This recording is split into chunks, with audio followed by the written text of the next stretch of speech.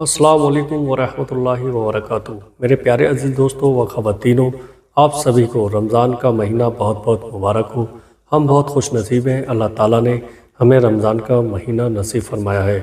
प्यारे अजीज़ दोस्तों, हमें पाँचों वक्त की नमाज़ वक्त पर अदा करना है और सारे रोज़े हमें रखना है और सारी तरावी हमें पढ़ना है। ज़्यादातर ख़वातीन इस वीडियो पर ध्यान दें। औरतें तरावी कैसे पढ़ें, ये बयान आज इस वीडियो के अंदर मैं आपको सुनाने वाला हूँ। तो आइएगा, औरतें तरावी कैसे पढ़ें ये बयान पहले सुन लीजिएगा। कि हमारी इस्लामी माँ बहनें तरावी कैसे पढ़ें और तरावी की नियत क्या होती है और तरावी कितनी रकात पढ़ी जाती है, कब पढ़ी जाती है और हम इशा की नमाज के बाद से लेकर फजर तक कब तक पढ़ सकते हैं, ये सारे मसाइल। और इस वीडियो के अंदर ये भी बताऊंगा कि बहुत सारी हमारी इस्लामी माँ बहनें वो होती हैं जिन्हें 5-10 सूरतें भी याद नहीं होती हैं। अगर किसी की 2 सूरतें याद हैं तो वो तरावी कैसे पढ़े, या किसी की कोई सूरत याद नहीं है तो वो क्या करे, या किसी की एक की सूरत याद है तो वो तरावी की नमाज कैसे पढ़े। और बहुत सारी औरतें बेचारी वो होती हैं जिनके बच्चे वगैरह होते हैं और घर में कामों काज खाना वगैरह का मसला होता है। तो ये सारे मसाइल आज मैं इस वीडियो के अंदर हल करने के लिए जा रहा हूं और इंशाअल्लाह तबारक व तआला इस पूरी वीडियो को आप देख लेंगे तो आपके माइंड से बहुत सारे जो सवाल आपके माइंड में है उनके जो है जवाब आपको इस वीडियो के अंदर इंशाअल्लाह मिल जाएंगे। देखिएगा, सबसे पहले हम बात शुरू करते हैं। जैसे कि आप सभी को मालूम है कि रमजान शरीफ की आमद है। मतलब ये है कि आज 29 तारीख है और इंशाअल्लाह अगर चांद हो गया, मगरिब की नमाज के बाद आप चांद देखने का एहतमाम करें। रमजान शरीफ का चांद अगर हो गया तो फिर आज ही इंशाअल्लाह तरावी होंगी, और अगर किसी वजह से नहीं हुआ तो फिर कल। तो देखिएगा, तरावी के ताल्लुक से मैं आपको कुछ बातें बताने के लिए जा रहा हूं। तरावी की नमाज ये सुन्नत मुअक्कदा है। तरावी की नमाज सुन्नत मुअक्कदा है।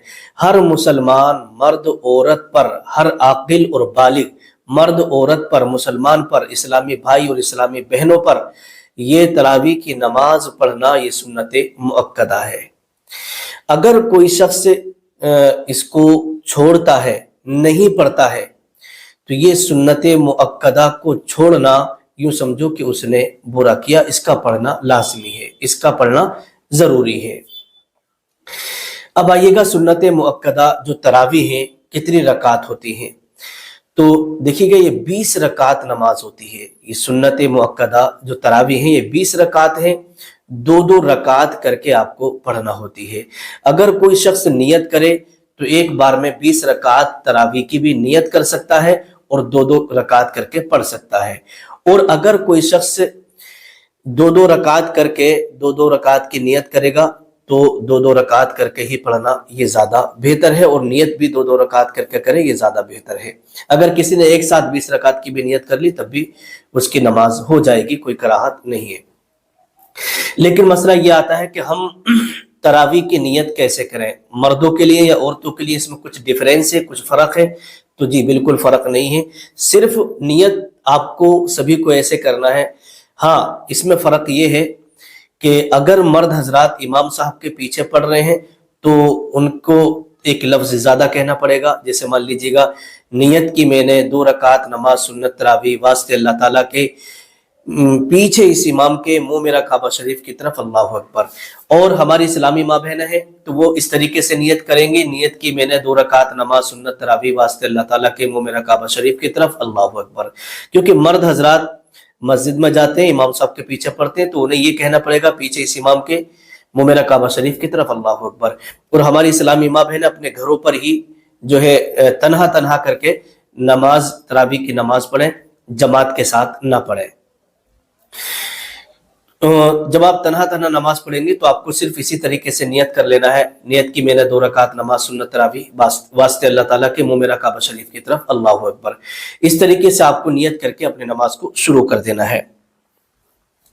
अब देखिएगा, मसला यह आता है कि भाई हम नमाज तरावी की नमाज तो हम पढ़ लेंगे लेकिन हमारे तो सिर्फ 2 ही सूरतें याद है, हम क्या करें? तो जो 2 सूरतें आपको याद है, जो उनमें से बड़ी सूरत है उसे पहली रकात में पढ़िएगा सूरह फातिहा के बाद, और जो छोटी सूरत है उसे दूसरी रकात में पढ़िएगा। तो इन्हीं को रिपीट करते रहिएगा आप। 2 रकात में आपने इन 2 सूरतों से पढ़ ली, 2 रकात तरावी, फिर इन्हीं 2 सूरतों से दूसरी पढ़े, तो 20 रकात جو ہے آپ کو ان 2 ہی صورتوں سے پڑھ لینا ہے۔ لیکن ہاں اگر کوئی کہے کہ صاحب ہماری تو یہ 2 صورتیں یاد ہے یا ایک ہی صورت یاد ہے، تو پھر ان کے لیے ضروری ہے کہ وہ قرآن مقدس کی صورتیں یاد کرنے کی کوشش کریں، کم سے کم 10 صورتیں تو اس کی یاد ہو ہی جائیں، تاکہ نماز پڑھنے میں آسانی ہو اور نماز جو ہے چینج کر کر کے وہ صورتیں پڑھتا رہے۔ اب مسئلہ یہ آتا ہے اگر کسی کی ایک ہی صورت یاد ہے تو اس کے لیے حکم یہ ہے کہ وہ دوسری صورت یاد کرنے کی کوشش کرے، اور جب تک اس کے ایک ہی صورت یاد ہے تو وہ ایک ہی صورت کو بار بار ریپیٹ کرتا رہے، اسی کے ذریعے سے وہ پڑھتا رہے، لیکن تراویح کی نماز نہ چھوڑے۔ اب مسئلہ یہ آتا ہے کہ جو ہماری اسلامی بہنیں گھروں پر نماز پڑھتی ہیں، کبھی کبھی ایسا ہوتا ہے کہ ان کے گھر میں بچے ہوتے ہیں، بچہ ہے وہ دودھ وغیرہ پیتا ہے، نماز پڑھنا شروع کر دی اور بچہ اٹھ گیا، بچہ رونے لگا، اب وہ نماز چھوڑ کر کے بچے کو جو ہے چھپانے کے لیے چلی گئی یا بچے کو سلانے کے لیے چلی گئی، اب اس میں 10 منٹ کا 15 منٹ کا وقفہ ہو گیا، تو کیا اس کی وہ نماز پہلے کی ختم ہو گئی یا باقی ہے؟ تو دیکھیے گا، اگر آپ کو کوئی ضروری کام گھر میں آ گیا ہے تو آپ اسے کر لیجئے گا، جس سے کہ آپ کا وضو وغیرہ نہ ٹوٹے، یہ ساری چیزیں نہیں کرنا۔ تو آپ اگر چلی گئی بچے کو سلانے کے لیے، بچے کو لٹانے کے لیے، تو اس سے آپ کی نماز میں کوئی فرق نہیں پڑے گا، لیکن آپ کا دھیان نماز کی طرف ہی رہے، آپ نماز مکمل طریقے سے ادا کریں۔ اب آئیے گا آگے چلتے ہیں۔ ایک سوال یہ بھی ہے کہ اگر دیکھیے گا تراویح کی جو جماعت ہے نا، وہ تراویح کی جماعت سنت مؤکدہ علی الکفایہ ہے، سنت مؤکدہ علی الکفایہ ہے، اور تراویح کب سے کب تک پڑھ سکتے ہیں یہ بھی آپ دھیان رکھیے گا۔ تو دیکھیے تراویح کا جو وقت شروع ہوتا ہے وہ عشاء کی فرض نماز پڑھنے کے بعد سے تراویح کا وقت شروع ہو جاتا ہے۔ عشاء کے فرض آپ نے پڑھ لیے، 2 رکعت نماز سنت آپ نے پڑھ لی، 2 رکعت نماز نفل آپ نے پڑھ لی، اس کے بعد آپ تراویح پڑھنا شروع کریے گا۔ سارے لوگ اسی طریقے سے پڑھا کرتے ہیں۔ تو عشاء کی یعنی تراویح کا جو وقت شروع ہوتا ہے وہ عشاء کے فرض پڑھنے کے بعد سے صبح صادق تک رہتا ہے۔ عشاء کی فرض نماز پڑھنے کے بعد سے صبح صادق تک یہ تراویح پڑھنے کا وقت رہتا ہے۔ اب یہاں پر ایک مسئلہ یہ آتا ہے کہ اگر کسی نے عشاء کی نماز میں جو 4 فرض ہیں اگر وہ نہیں پڑھے اور اس سے پہلے کسی نے تراویح پڑھ لی تو کیا تراویح ہوں گی؟ تو نہیں، بالکل تراویح اس کی نہیں ہوں گی، کیونکہ تراویح کا جو وقت شروع ہو رہا ہے وہ عشاء کی فرض نماز پڑھنے کے بعد سے شروع ہو رہا ہے۔ اب آئیے گا آگے چلتے ہیں۔ وتر کے بعد جیسے مان لیجیے کہ عشاء کی نماز پڑھ لی، اس نے وتر بھی پڑھ لی، تو کیا اب وتر کے بعد وہ تراویح پڑھ سکتا ہے؟ جی ہاں، بالکل پڑھ سکتا ہے۔ دیکھیے کبھی کبھی ایسا ہوتا ہے جیسے 29 تاریخ ہے چاند کی، شعبان کی 29 تاریخ ہے، اور کہیں سے جو ہے چاند کی خبر نہیں ملی، تو بہت ساری مسجدوں میں کیا ہوتا ہے کہ وہ جب خبر نہیں ملتی تو عشاء کی پوری نماز پڑھ لیتے ہیں۔ اب اچانک کہیں سے ایک دم خبر آ جاتی کہ بھائی چاند ہو گیا، چاند ہو گیا، تو وہی ہم نے عشاء کی فرض نماز بھی پڑھ لی اور وتر بھی پڑھ لیے۔ تو اگر وتر پڑھ لیے تو آپ تراویح پڑھیں کہ نہیں پڑھیں؟ اگر آپ نے وتر پڑھ لیے ہیں تو اس کے بعد بھی آپ کے لیے حکم یہ ہوگا کہ آپ تراویح پڑھیں، چاند ہو گیا ہے تو وتر کے بعد بھی تراویح ہو جاتی ہیں، تراویح پڑھ سکتے ہیں، لیکن بہتر جو وقت ہے وہ فرض نماز پڑھنے کے بعد سے ہی تراویح کا وقت شروع ہو جاتا ہے، وتروں سے پہلے آپ تراویح پڑھیں۔ اب آئیے گا آگے چلتے ہیں۔ اگر کسی کی تراویح کی نماز چھوٹ گئی تو کیا اس کی قضا کرنا ضروری ہے؟ جیسے مان لیجیے گا کوئی کہیں چلا گیا، اس کی راستے میں تھا وہ اور اس کی تراویح کی نماز چھوٹ گئی، اب وہ کیا کرے؟ تو دیکھیے گا تراویح کی نماز کی قضا نہیں ہے، ایسا نہیں کہ وہ تراویح کی نماز کی قضا کرے گا۔ اسی طریقے سے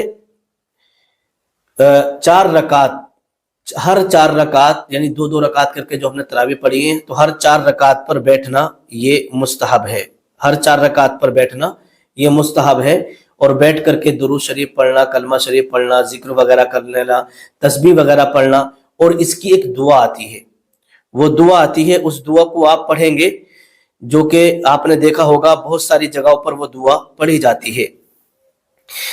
تو دیکھیے گا اس میں تھوڑی سی وضاحت میں آپ کو کر دوں، اس بیٹھنے میں جو ہے نا اختیار ہے، جیسے 4 رکعت آپ نے تراویح پڑھ لی تو اس بیٹھنے میں اختیار، ہر 4 رکعت کے بعد اتنی دیر بیٹھنا مستحب ہے جتنی دیر میں 4 رکعت پڑھی ہیں، اتنی دیر تک بیٹھ سکتا ہے، اور اس بیٹھنے میں اختیار ہے، چاہے تو چپ بیٹھا رہے، کچھ بھی نہ پڑھے، آرام لے لے، چپ بیٹھا رہے تب بھی آپ کو اختیار ہے، اور اگر آپ تسبیح وغیرہ پڑھنا چاہیں کلمہ وغیرہ پڑھنا چاہیں، قرآن شریف کی کوئی آیت وغیرہ پڑھنا چاہیں، درود شریف پڑھنا چاہیں تو پڑھ سکتے ہیں، یا 4 رکعت نفل نماز پڑھنا چاہے کوئی تو پڑھ سکتا ہے، یہ آپ کو اختیار ہے جیسے کہ در مختار کے اندر لکھا ہے۔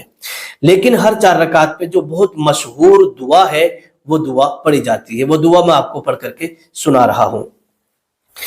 دیکھیے گا دعا یہ ہے، سبحان ذی الملک والملکوت، سبحان ذی العزت والعظمت والہیبت والقدرت والکبریاء والجبروت، سبحان الملک الحی الذی لا ینام ولا یموت، سبوح قدوس ربنا ورب الملائکۃ والروح، اللہم اجرنا من النار یا مجیر یا مجیر یا مجیر برحمتک یا ارحم الراحمین۔ تو اس طریقے سے آپ کو پڑھنا ہے، یہ دعا ہو گئی۔ اور ہر 4 رکعت پہ جو بیٹھتے ہیں اسے ترویحہ کہا جاتا ہے، اسی طریقے سے ہر 4 رکعت پر بیٹھ کر کے ہر ترویحے میں آپ کو یہ دعا پڑھنا ہے۔